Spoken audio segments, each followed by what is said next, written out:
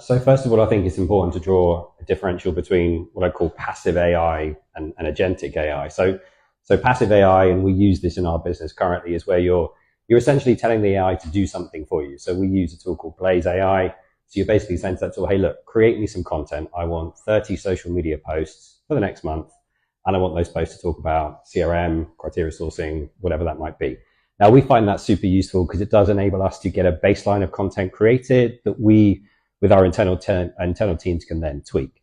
Agentic AI is something very different. Now, that's where it gets really exciting, but there isn't really any business right now that's currently deploying that at scale in a meaningful way, because essentially what you're doing there is it's very much a goal-driven approach. So you're basically saying to the AI, hey, look, I want to generate 100 new leads this month. And here's access to all my channels. And frankly, I don't care how you do it. Here's some guardrails, off you go. The AI will then learn what it takes in order to do that. Now, that's fantastic because your team are not refining content. Your team are not really doing anything. The AI is doing it for you.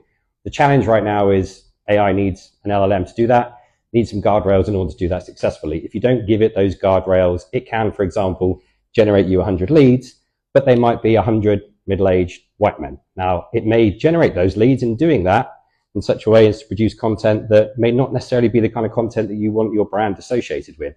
So I think there's an area of AI deployment there which in the future is super exciting and super efficient. But right now, what we're seeing is the ability to do a little bit of content production, a little bit of marketing, make things more efficient, but retain your existing internal teams.